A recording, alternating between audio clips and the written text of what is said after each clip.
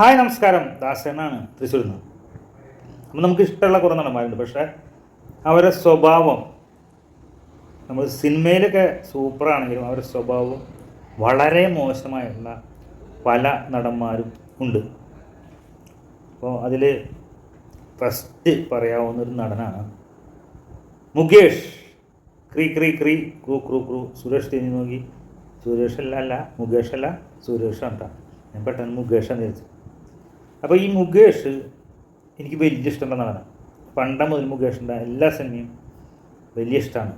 അദ്ദേഹം നടനെന്ന രീതിയിൽ നോക്കുകയാണെങ്കിൽ വലിയ അഭിനയ വിദഗ്ധനൊന്നല്ലെങ്കിലും അദ്ദേഹം ഈ വക റോളുകൾ, കോമഡി, പെൺപിള്ളേരെ വളയ്ക്കുന്ന സംഭവങ്ങൾ, അങ്ങനെയുള്ള റോളുകളിലൊക്കെ മുകേഷിന് മുട്ടാൻ മലയാള സിനിമയിൽ തന്നെ ആരുമില്ല. അത് തന്നെയാണ് അദ്ദേഹത്തിൻ്റെ കുഴപ്പം. പെണ്ണ് വിഷയത്തിൽ മുകേഷ് വളരെ മോശമാണ്. കാരണം ഇപ്പോൾ ഏകദേശം മുകേഷിന് ഒരു 65 വയസ്സൊക്കെ പ്രായമുണ്ടാവും. 65 വയസ്സായിട്ട് മുകേഷ് ഇങ്ങനെ കോഴിത്തരം കൊണ്ടു നടന്നിരുന്നെങ്കിൽ, കോഴിത്തരം നടന്നുകൊണ്ടിരിക്കുന്നില്ല, നടക്കുകയാണ് ഇപ്പോഴും ആളുടെ, ഇപ്പോൾ ലൈവായിട്ട്. അപ്പോൾ ആയ കാലത്ത് എത്ര വലിയ കോഴിയായിരുന്നിരിക്കും. ഒരു എന്താ പറയുക, MLA ആയിരുന്നു.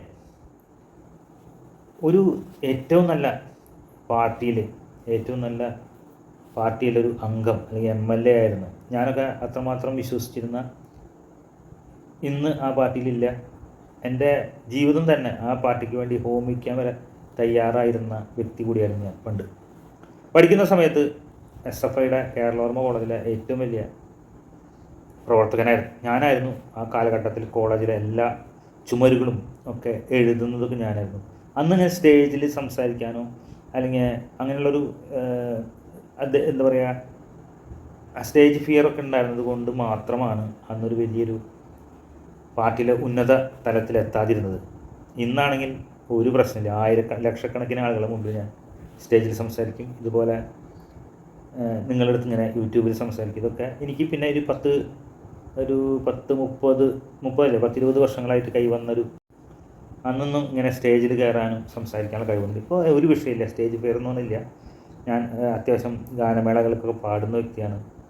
അപ്പോൾ അതൊന്നും എനിക്ക് വിഷയമില്ല. അന്നുണ്ടായിരുന്നു. അന്ന് കോളേജിലെ ഏറ്റവും വലിയ പ്രവർത്തകൻ ഞാനായിരുന്നെങ്കിലും ഞാൻ അവർ തന്ന ഒരു പോസ്റ്റ് പോലും ഞാൻ സ്വീകരിച്ചിരുന്നില്ല. അത്രമാത്രം പാർട്ടിക്ക് വേണ്ടി മരിക്കാൻ തയ്യാറായിട്ടുള്ള വ്യക്തി കൂടിയായിരുന്നു. അന്ന് പഠിക്കുന്ന കാലത്ത് എതിർ പാർട്ടിയിലെ ഒരാൾ, ഒരു ടീം പന്നിപ്പടക്കം എന്ന് പറയുന്ന ബോംബ് എറിഞ്ഞതിന് ഭാഗ്യം കൊണ്ട് എറിഞ്ഞപ്പോൾ കാലുമ്മ ചവിട്ടാതെ പെട്ടെന്ന് തന്നെ കാല് ചവിട്ടിയിരുന്നേനെ, പക്ഷേ ഞാൻ കാലകത്തി വെച്ചത് കൊണ്ട് രക്ഷപ്പെട്ടിട്ടില്ല. ഇന്ന് രക്തസാക്ഷിയാവേണ്ട ആളായിരുന്നു. അപ്പോൾ അത്രമാത്രം പാർട്ടിയിൽ വിശ്വസിച്ചിരുന്ന ഒരു വ്യക്തി കൂടിയായിരുന്നു ഞാൻ. ഇന്ന് മുകേഷിനെ പോലുള്ളവർ ഈ പാർട്ടിയിലൊക്കെ വന്ന് ഇത്രയും വലിയ നല്ല പൊസിഷനിലിരുന്നിട്ട് ഇങ്ങനെയൊക്കെ ചെയ്യുമ്പോൾ, ഈ പ്രായത്തിലൊക്കെ ഇങ്ങനെ ചെയ്യുമ്പോൾ വളരെ മോശം. ഇത്രയും കഴിവുള്ള നടൻ മമ്മൂട്ടി മോഹൻലാലൊക്കെ കഴിഞ്ഞ് കഴിഞ്ഞാൽ, മമ്മൂട്ടി, മോഹൻലാൽ, ദിലീപ്, ദിലീപിന് ഈ പ്രശ്നങ്ങൾ തന്നെയാണ്. ദിലീപ്, മുകേഷ്, ഇവരൊക്കെ എന്താ പറയുക, അത്ര ഗംഭീര നടന്മാരാണ്. പക്ഷേ ഇതാണ് പ്രശ്നം, ഇതാണ്. അപ്പോൾ നിങ്ങളെന്തായാലും ഈ വിഷയങ്ങൾ കേട്ടിട്ടുണ്ടായിരിക്കും. ജസ്റ്റ് അതിൻ്റെ ഒരു ഓഡിയോ വന്നിട്ടുണ്ട്. രാത്രി പുലർച്ചയ്ക്കൊക്കെ മുകേഷ് ഓരോ പെൺപിള്ളേരെ വിളിക്കുന്നതും കുറുങ്ങുന്നതും. തൃശ്ശൂർ ഭാഷയാണ്, കുറുങ്ങ എന്ന് പറയും. കുറുക പ്രാവ് ഇങ്ങനെ എന്ന് പറയില്ലേ, അതുപോലെ അതിന് കുറുങ്ങ എന്ന് പറയാം. കുറുക അങ്ങനെ തൃശ്ശൂർ പറയാം, കുറുങ്ങ എന്ന് പറയാം. അപ്പോൾ അങ്ങനെ ചെയ്യുന്ന ഇതിൻ്റെ ആവശ്യം. ഇത്രയും പ്രായമായിട്ട് ഇത്ര നല്ല നടി സരിത ഉണ്ടായിരുന്നു. അതിനുശേഷം പല നടിമാർ. ഇപ്പോൾ മേതിൽ ദേവിക നമ്പർ 1. എന്നിട്ടാണ് ഈ സംഭവം അദ്ദേഹത്തിൻ്റെ. നിങ്ങളെന്തായാലും ഈ ഓഡിയോ ഒന്ന് കേട്ട് നോക്ക്. എങ്ങനെ തിരിച്ചു വരാൻ നീ എന്തോ പറയുന്നത്? വണ്ടിക്കകത്തല്ലേ ഞാനിപ്പോ തിരിച്ചു വരും മുകേഷ്. മാറ്റിങ്ങന്ന് ഈ എന്റെ വീട് വരെ വരുന്നെന്ന് പറഞ്ഞു കഴിഞ്ഞാൽ ചിന്തിക്കാൻ പറ്റാത്ത കാര്യമാണ്. വന്നു നോക്ക് അങ്ങനെ എത്രയ്ക്ക് നിനക്ക് ഒരു വിശ്വാസമുണ്ട്? ഞാൻ എന്തായാലും 7 മണി ഒക്കെ കഴിയും. അതൊക്കെ വാച്ച്മാൻ വരും. അതൊക്കെ നമ്മൾ അതെല്ലാം നോക്കി 100 കാര്യങ്ങൾ നോക്കിയല്ലേ ഇതൊക്കെ ചെയ്യുന്നു. എന്താ ചെയ്യുന്നത്? കണ്ടില്ലേ ഈ കോഴിക്കാട്ടം ഞരമ്പ് തെറ്റിയിരിക്കുകയാണ്. പുലർച്ചയ്ക്ക് ഞരമ്പ് തെറ്റിയിരിക്കുകയാണ്. നീ എന്താ പിന്നെ എടുക്കാത്തത്? മുകേഷ് ചേട്ടൻ പിന്നെ എന്നെ വിളിച്ചില്ലായിരുന്നല്ലോ. ഞാൻ ആദ്യം വരെ വന്നേ. എന്നെ 2 മണിയായിട്ട് 3 മണിയായിട്ട് എനിക്ക് കോള് വന്നില്ല. ഞാൻ അങ്ങനെ ഇങ്ങോട്ട് പോരുന്നേ. എന്നോട് പറഞ്ഞു വേറെ എന്തോ ജോലിയൊക്കെ ഉണ്ടെന്നല്ലേ പറഞ്ഞു. അത് ഭയങ്കര പരിഗണനയാണ് കേട്ടോ. അവിടെ അത് ഭയങ്കര അല്ലല്ല, ഈ പറയുന്നത് ഭയങ്കര പരിഗണനയാണ് കേട്ടോ. ഞാൻ പറയുന്നത് പിന്നെ അല്ലാതെ ഇതുവരെ 1 മണിയായിട്ട് 11 മണിയങ്ങാണ്ട് കഴിയുമ്പോ മുകേഷ് ചേട്ടൻ ഫ്രീ ആവൂന്ന് പറഞ്ഞു. എന്നെ പിന്നെ വിളിച്ചില്ല. അതെ, 11 മണിക്ക് വരുത്തുള്ളൂ. ഉച്ചക്കാണ് ഞാൻ പറഞ്ഞത്.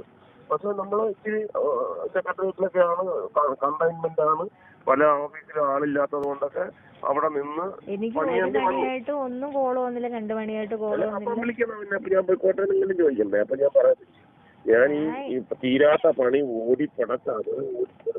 ഇല്ല, ഞാനിപ്പോ തിരിച്ചു വരും. ഒരു അരമണിക്കൂറിനുള്ളിൽ ഞാനിപ്പോ തിരിച്ചു വരും. ഞാനങ്ങ്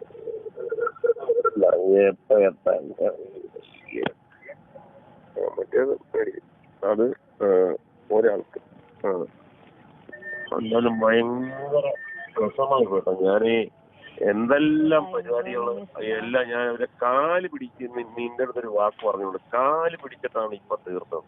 ഞാൻ ഒന്നും കഴിച്ചിട്ടില്ല. ഞാനും ഇതുവരെ ഒന്നും കഴിച്ചില്ല. ഞാൻ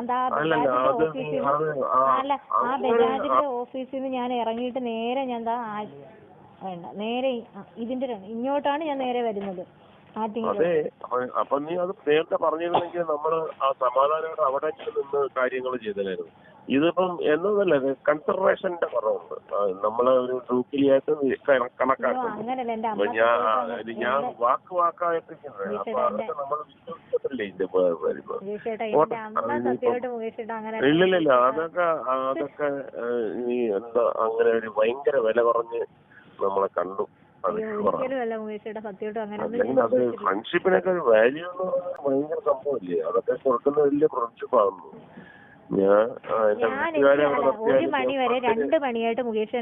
അതെ, അപ്പൊ എന്താ ചെയ്യേണ്ടത്? ഒരു മെസ്സേജ് എങ്കിലും അയക്കണം. ഞാനവിടെ ഇരിക്കല്ലേ, ഒരു ഗ്ലാസ് വെള്ളം പോലും കുടിക്കാതെ ഇരിക്കുകയാണ്.